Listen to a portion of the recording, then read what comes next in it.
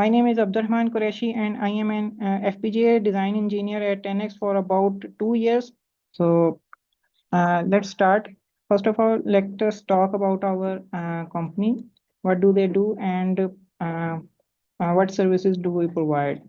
Our company's name is 10x Engineers, and we deal in RISC-V processors and image processors. So uh, we are basically we currently have three different domains in which we deal. One is image signal processor, second one is the RISC-V, and third one is the compilers. Uh, so we provide end-to-end camera system development for image signal processors, in which everything is covered from writing the golden model verification and even FPGA deployment of your camera system. Then we have RISC-V based designs in which we design some RISC-V units and provide full functional coverage. And then we also give test plan and test pattern generations and etc. Similarly, we deal in compilers as well. So why you should you should choose 10x engineers. We have specialized teams. We ha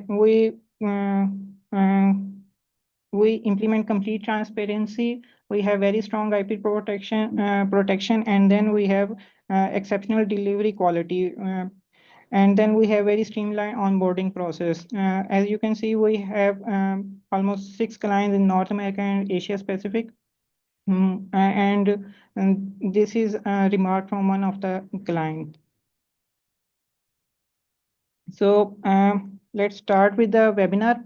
Webinar is titled Deep Dive into the World of Image Sensors. In this webinar, we will cover the basics of image sensors, how do they work, and different terminologies that are related to the image sensors, and discuss different terminologies that are related with the image sensors, and so on. My name is Abdul Qureshi, and I am an FPGA design engineer at 10x for about 2 years. And let's start the webinar. So this is the agenda that we are going to cover. So first, let's start with the introduction to image sensors. So what is an image sensor? Image sensor is an electronic device that usually converts light energy into electrical signals, and which is then used by other image signal processors to generate an actual image, and that can be displayed on any display or can be stored in any device. So image sensor usually takes light and gives a digital, and this is a digital image sensor, and usually it takes light and gives raw data. That raw data cannot be viewed, is not in the form that can be viewed just like we see from our eyes. For that, image signal processors are required that process that data and make it in that form that can be viewed on any display. So what is the basic component of image sensor? What is the basic sensor that actually allow image sensors to exist? And that is the photodiode. Its basic principle is that when light falls on it, it produces electron hole pairs that allows for the current to flow and charge to accumulate. And that charge is directly proportional to the intensity of light which is falling on it. So this is a structure of such photodiode assembly, in which you can see this is the sensing node, and it allows for the charge to be built up when it is not in the reset state. And then it is followed by a source follower that transform this charge into actual voltage that is meaningful, and then using other row selection, because this is a grid of pixels, and for a specific pixel to transfer its data, row selection and column selection controls are there to read data from a specific pixels. So um, in every image sensor, whether it is charge coupled device or CMOS sensor, these 5 steps are there. First of all is the photons to electron conversion. Then is the charge accumulation.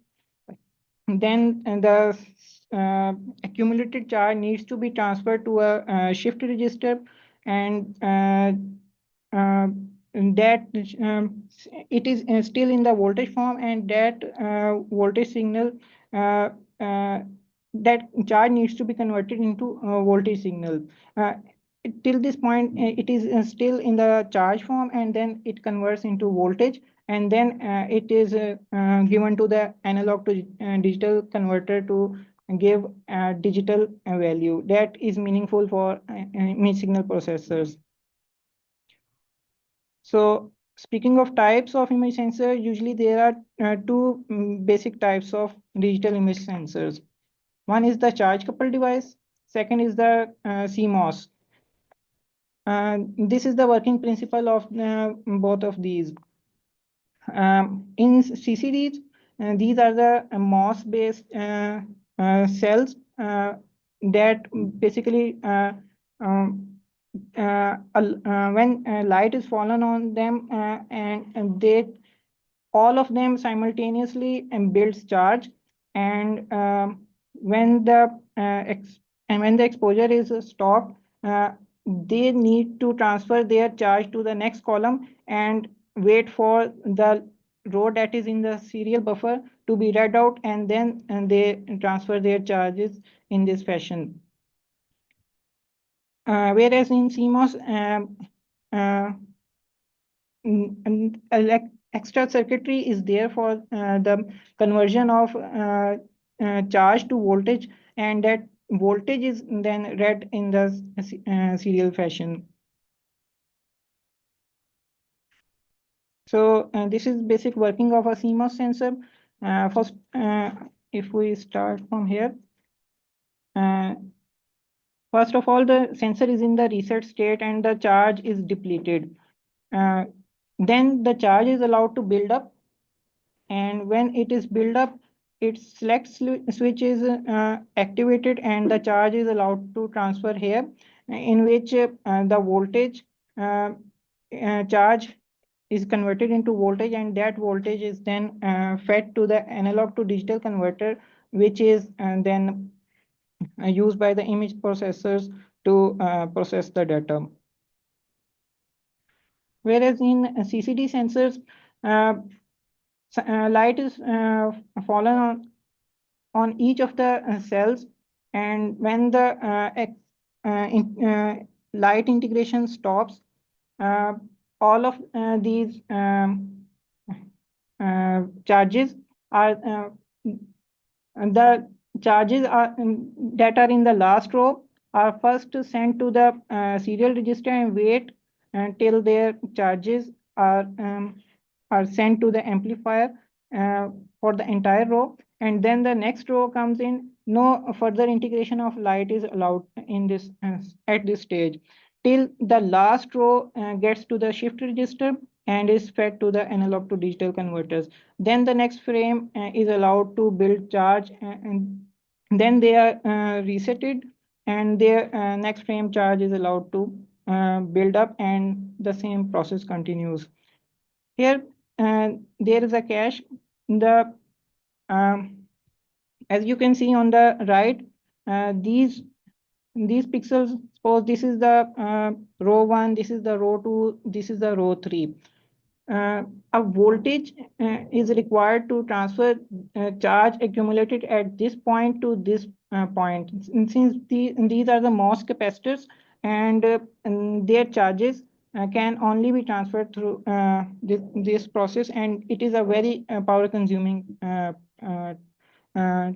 process. That is why CCDs are usually very power hungry devices as compared to the CMOS sensors. If we compare both of these sensors, you can see structurally they have single readout amplifier, whereas for CMOS sensor, each pixel has its own amplifier that converts charge to voltage. But as you can see, image quality, uh, if you this thing is related to the noise, as there is single readout amplifier, so amplifier and no individual amplifier noise is added to the sensor. But in CMOS sensor, there is much noise, as there has as every amplifier of each pixel contributes its noise, which is different for each amplifier, and it is very usually a noisy um, result. So image quality is very high for CCD sensor because their pixel size is large and more light is allowed to accumulate. Whereas in CMOS sensor, pixel sizes are usually low, but their image quality is still improving. CCD sensors offer high dynamic range as compared to the CMOS sensors because their pixel size is low, and uh, their pixel size is low, and there's and um, the CCD sensors have pixel size, high pixel size, and much light can be accumulated there.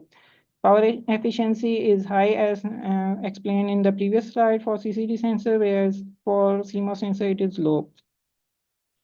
CCD sensors are usually slower devices as compared to the CMOS sensors, and there is very limited on-chip integration, as the individual pixel of CCD is larger as compared to the CMOS sensors, and CCD sensors are usually more expensive as compared to the CMOS sensors. So let's look at the image sensor components. So this is the pixel and its circuitry along with it for CMOS sensor. And we have row drivers and the column drivers. We have then analog gain amplifier. Then we have ADC. And then we have line drivers, and we have oscillator and timing and clock generator that provides clock to not only to the pixel array but also to the uh, line drivers that transfer the data for serial readout. Then we have voltage for bias generation for regulating voltage across different uh, components of the sensor.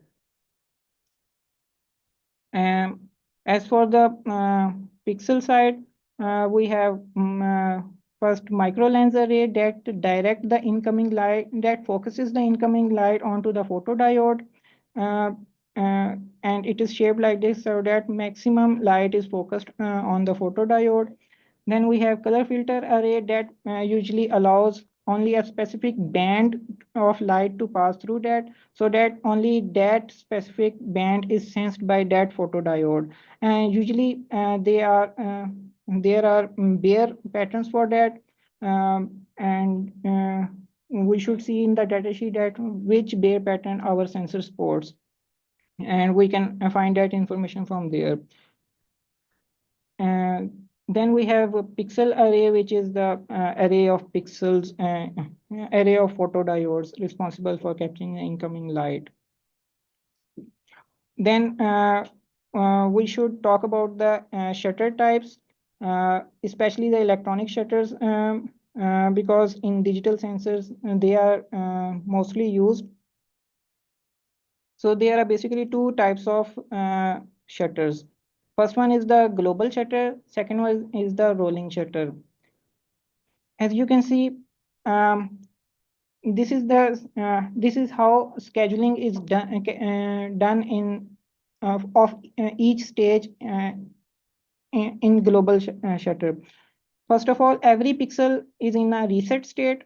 Then light is then the sensor is put out of the reset state and allows for the light to uh, accumulate charges on the photodiode, and this is the point where the exposure starts, and this is the time for which the light is allowed to build photodiode is allowed to build charge, and the integration is stopped. This is controlled electronically by allowing the current to flow through the photodiodes, and from then on the readout is carried out, uh, latency is of the and the latency between them is of the one shift register readout time. uh, and as you can see here, we can then comes the and these global shutters are usually effective for the high speed imaging, and they produce non-distorted imaging without wobble or skewing, etc. Then comes the rolling shutter types. In this, you can see different tasks scheduled here. First, sensor is in the reset state, then comes the exposure state, then comes the line readout state. And as you can see, the latency between them is also of the readout time of the one serial shift register. And this is how scheduling is carried out in each of them. They are not they are good for static image capture, but or slow moving objects, but they are not ideal for fast moving objects, as you can see here. This is a detailed description of that. As you can see, upper one is the sensor condition, and lower one is the sensor output. As you can see, first the sensor is in the reset condition and no charge is allowed to build in it. Then the line exposure state comes and the charge is allowed to build, whose slope is directly proportional to the light falling on that specific photodiode. And when it stops, its charge is transferred for readout, and the that specific sensor is put into the reset condition again for the next buildup of the charge.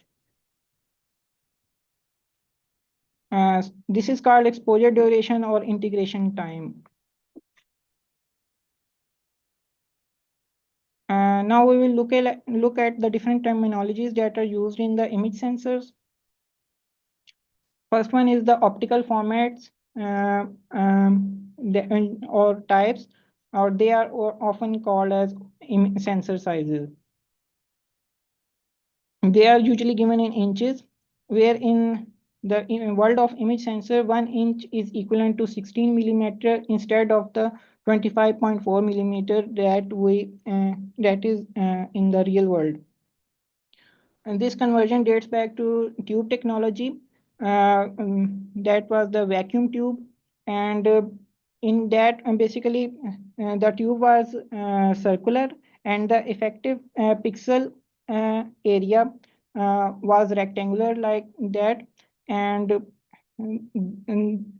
at that time the uh, outer circle of the tube was considered for the sensor size, so that it is still written in that notation. And as you can see, 1 inch is actually 16 millimeter and so on. Then we have the sensor size and the pixel size. And both of these sensors are of the same size, but the one on the left have fewer pixels, but on the right have higher pixels. The left one produces low resolution images, but the pixel depth, and they are very great at low light conditions, as there is very less noise in them as compared to the uh, high resolution image, in which it has more pixels, but due to the lower size of the pixel, there are chances of much noise to be accumulated here, and it produces noisy images, but of higher resolution images. And then we will talk about sensor resolution. Sensor resolution usually refers to the active number of pixels that they provide, and and it is usually denoted in megapixels. A sensor usually also provide border pixels that are used for black level calibrations. And then comes the blanking pixels that are not physically there, but are used by these two parameters that actually set the frame rate of the sensor. One is the frame length lines, and next one is the line length pixel clock. Uh, so what are these parameters? Line length pixel clock is used to set the row readout time of a sensor, whereas its formula is given here. That is the period of the pixel clock times the parameter value that you set here, and it defines one row time. Then that row time uh, is used to determine the frame rate, which is equal to uh, frame time that is equal to the row time that was uh, defined here, and the parameter that you set will give you the frame time. So that is how the frame rate, if you can transform it to frames per second, then you get this formula. It is actually equal to the frequency of the clock divided by the line length pixel clock and the frame rate, frame length lines. Now we will look into the different data transfer interfaces, how data is transferred. Basically, there are two different types of interfaces. One is the parallel interface, in which the data is transferred parallelly to the receiver, whereas in the serial interfaces, data is transferred bit by bit, uh, um, and so on. Here are examples of native parallel interfaces that include native video, MIPI camera parallel interface, and then the serial interfaces include MIPI camera serial interface, high-speed serial pixel interface, USB video class, etc.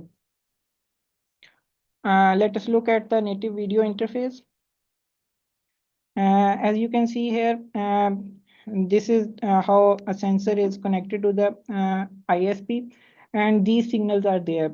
One is the V-Sync, H-Sync, often called as HREF, then the data, and the pixel clock.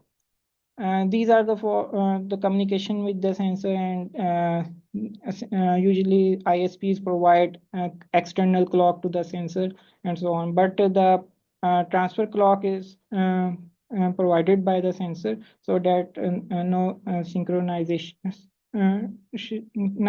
issue is there between the sensor and the ISP. So as you can see, from here to here is the time of the one frame, and this is the time for which a row is active, in which both of this one is low and the href is high, is the time where the active data is being transferred, as you can see here. That is how the native video interface works. Now we will look at the MIPI, which is the most common camera serial interface used in the mobile industry, and it is found pretty much everywhere. It usually uh, comprise of two blocks. One is the camera serial interface, and one is the PHY, which is for the physical connection. One is the transmitter, other one is the receiver. And as you can see, here is the more detailed description. Transmission actually packs the pixels. Then comes the data formats. Packing is done. Application sends the data. Then the data is packed according to the formats defined in the MIPI specification. Then the arbitration is done, that tells which type of the data it is and what is the frame size, frame length, etc. Then comes the lane management layer that actually distributes the 8-bit data coming into the N channel. It's supposed usually up to 4 lines. And then the file layer actually generates the physical timings for the MIPI. That includes detection of packet start, generation slash detection, serialization, clock generation, and other electrical specifications. Both of these are the differential pairs, even the clock line and the data lines. Here is a physical, here is the timing diagram of the sensor. Packet starts, CSI packet starts with the frame start. Then it follows with some other embedded data if you have transferred it, packet header, packet footer. Then comes the line start flag, and here your packet header that contains information about the data format, that is whether it is raw, TAN, or etc. And then the data comes, and then the packet footers and the line end, and it continues till the frame end symbol packet comes, and this is the frame blanking period, and then the next frame starts. So uh, this is the session. If you have any questions, you can ask.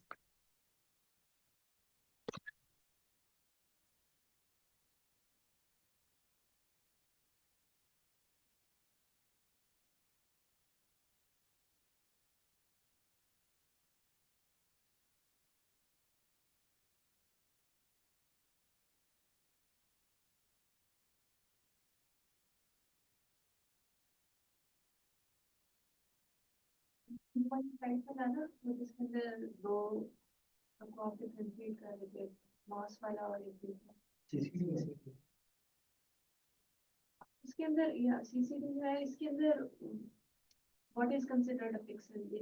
Yes, this is considered a pixel. Actually, it is a photodiode, but it is it does not contain any other circuitry around it. It is just a well of photodiodes, and you can picture of it as a complete uh, photodiode, but separated by some. It is complete. It is a complete photodiode, but it is separated into grids through in the semiconductor process. And then that well, as you can see here, it is separated like this. And then when charge is allowed, light is allowed to fall on each of them simultaneously. And when the charge is built enough, and then the conversion starts, it actually transfers its charge to the next bucket. It is actually a bucket in which you are standing in a row. The person you pass your bucket full of water to the next person, and you take the bucket from the previous person, and that is how charge is transferred. It's not accumulating. No. Accumulation process stopped here once the exposure time was stopped, and no more charge is allowed to build. Once that happens, it is after that the charge is uh, allowed to transfer to the next frame until it reaches the shift register, which is here, and then. So we're getting one by one. Yes. A value one by one, of one pixel and then the other to next transfer karega and then the other. Here one by one, but here we are each row is transferred to the serial register in parallel. I still have a question. Yes. How the charge is being transferred in the column? No, it is not transferred to the column. One row is the goal of each row is to get to this serial register, and charge here is flowing vertically and then here serially to that.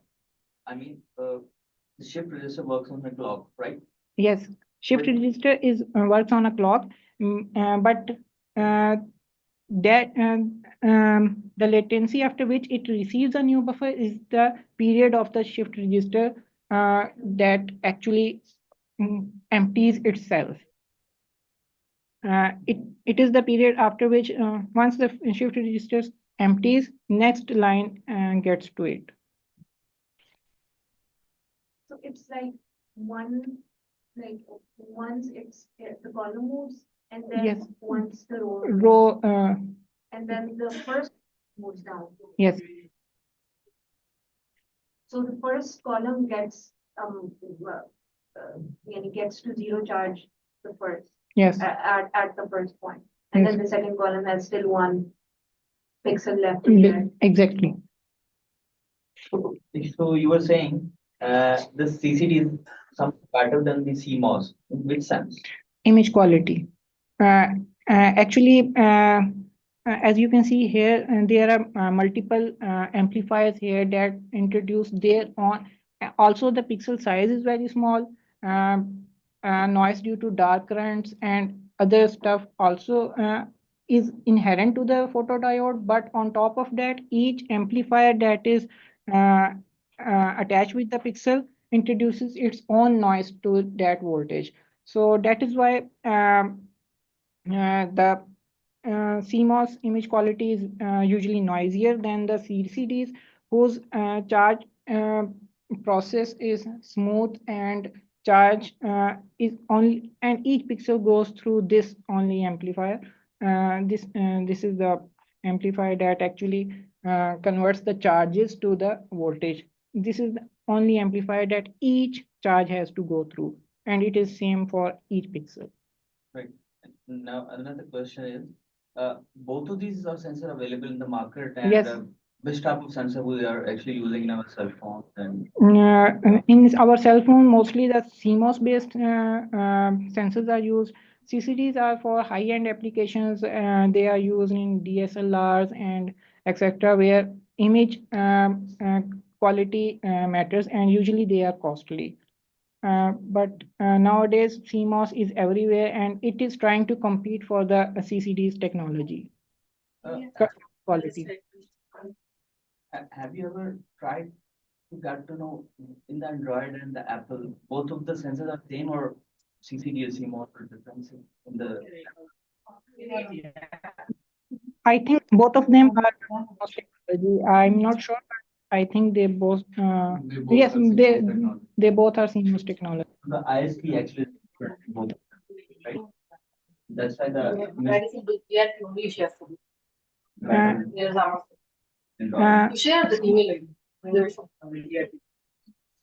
Uh, uh, I have one question. yes.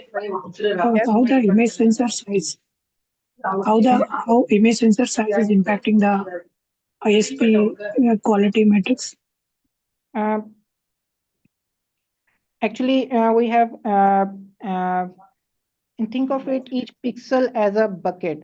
And as I explained earlier, smaller the bucket, smaller the more the inherent noises that are there, such as dark current and etc. Also contribute more to the actual light charge accumulated. Whereas in here, the ratio of the inherent noises is comparatively very low as compared to the whole size of the sensor, and the charge accumulation is very smooth, of which very few, lower part of the uh, portion is the dark current or the noises that are there.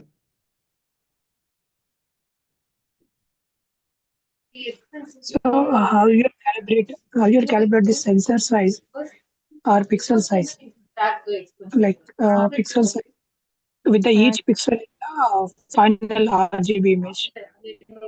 How you bring the relationship between these two things? Usually, we don't want the pixel to be very lower, and we don't want the pixel to be very bigger. As if we there is a trade-off, as you can see here. Lower the size of the pixel, more inherent noises become prominent in them. And but as we increase the sensor size, we get more resolution, but that higher resolution image will be very noisy if the pixel size is very low. And if the pixel size is very high, then to meet that specific resolution, overall image sensor size needs to be increased with the same number of pixels to get much better image quality. As you can see in DSLRs and other handheld cameras, and if you remove the lens, we can actually see the sensor, which is much bigger as compared to the uh, sensors that of our mobile phones and Android, uh, that are very few, but they claim the resolution of 40 megapixels, 200 megapixels, but at the cost of at the cost of and their images are noisy. Even if they are not, their ISPs actually might be better, that could be denoising the images very well. But there is a trade-off, always trade-off.